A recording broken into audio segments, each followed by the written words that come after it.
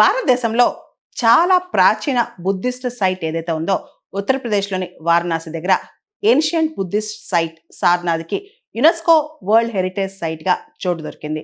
భారతదేశంలో ఇప్పటి వరకు సార్నాథ్తో కలిపి 45 యునెస్కో వరల్డ్ హెరిటేజ్ సైట్స్ ఉన్నాయి. మనం చూస్తే గనక రీసెంట్గా యునెస్కో వరల్డ్ హెరిటేజ్ కమిటీ ఏదైతే మీటింగ్ సౌత్ కొరియాలోని బూసాన్లో జరిగిందో ఆ మీటింగ్ సందర్భంగా సార్నాథ్కి ఈ గుర్తింపు లభించింది.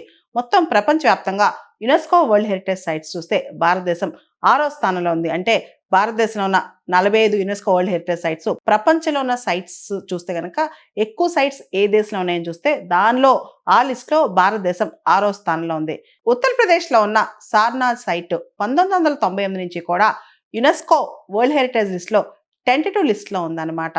ఇప్పుడు 2025లో అంటే గత సంవత్సరం మన మినిస్ట్రీ ఆఫ్ కల్చర్ వాళ్ళు అఫీషియల్ గా దీన్ని పూర్తి స్థాయిలో నామినేట్ చేస్తూ ఒక డోజియర్ యునెస్కో వాళ్ళకి పంపించారు. దాంతో ఈ విషయంలో మన క్లియరెన్స్ వచ్చి 45వ యునెస్కో వరల్డ్ హెరిటేజ్ సైట్ గా ఏన్షియంట్ బుద్ధిస్ట్ సైట్ సార్నాథ్ కి ప్లేస్ దొరికింది. ఉత్తరప్రదేశ్ లోని వారణాసి దగ్గరున్న సార్నాథ్ అనేది it's an exceptional testimony to Buddhist life అన్నమాట. అంటే అసలు బుద్ధిజం బౌద్ధ మొత్తం చుట్టూ తిరుగుతుంటుంది. అంతేకాదు బుద్ధుడి జీవితంతో ఇది బాగా ఇంటర్లింక్ అయిందనమాట. ఈ ప్రాంతం చాలా విశేషాలు సార్నాథ్ ప్రాంతంలో జరిగాయి కాబట్టి ఇది గౌతమ బుద్ధుడి జీవితం యొక్క విశిష్టతను తెలియజేస్తుంది. కాబట్టి సార్నాథ్కి ఇప్పుడు యునెస్కోలో చోటు దొరికిందని మనకు తెలుస్తోంది. బౌద్ధ మతంలో అసలు ఈ సార్నాథ్ ప్రాంతం యొక్క విశిష్టత ఏంటి?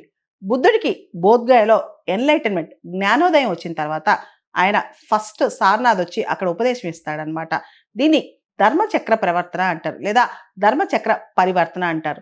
సార్నాథ్లోని ఒక డీర్ పార్క్ దగ్గర అతను కూర్చుని 5 శిష్యులకి అంటే 5 బుద్ధిస్ట్ డిసైపుల్స్ కి ఆయన అక్కడ కూర్చుని ఒక శర్మన్ ఇస్తాడు, అంటే ఒక ఉపదేశం ఇస్తాడు. అందుకనే ఈ ప్రాంతానికి చాలా విశిష్టత ఉంది. సార్నాథ్ ప్రాంతంలోనే గౌతమ్ బుద్ధుడు తన ఫస్ట్ ఉపదేశం ఇచ్చాడు. అంతేకాదు 5 శిష్యులు 5 డిసైపుల్స్ అక్కడే ఒక చోట ఫామ్ అయ్యారు కాబట్టి మొదటి బుద్ధిస్ట్ సంఘ కూడా అక్కడ ఏర్పడిందని చెప్పుకోవచ్చు. అంతేకాదు సార్నాథ్ ప్రాంతానికి ఇంకా విశిష్టత కూడా ఉందన్నమాట. అక్కడ రాజులు వచ్చారు, రాజ్యాలు వచ్చాయి, అక్కడ బుద్ధిస్ట్ మొనాస్ట్రీస్ కట్టారు, స్తూపాస్ కట్టారు, పిల్లర్స్ కట్టారు, హిందూ టెంపుల్స్ కట్టారు, బుద్ధిజం ని ప్యాట్రనైజ్ చేశారు. ఇలా చాలా విశేషాలు ఈవెంట్స్ అక్కడ జరిగాయి. కాబట్టి బుద్ధిజం చుట్టూ సార్నాథ్ తిరిగింది కాబట్టే సార్నాథ్ ప్రాంతానికి ఇప్పుడు యునెస్కో వరల్డ్ హెరిటేజ్ లిస్ట్ లో ప్లేస్ దొరికింది. ఉత్తరప్రదేశ్ లోని సార్నాథ్ ప్రాంతంలో దమెక్ స్తూపం ఉంది. ఇది ఒక ధాతు గర్భ స్తూపం అన్నమాట. అంటే గౌతమ్ బుద్ధుడి యొక్క యాషెస్ దీనిలో ఉన్నాయి.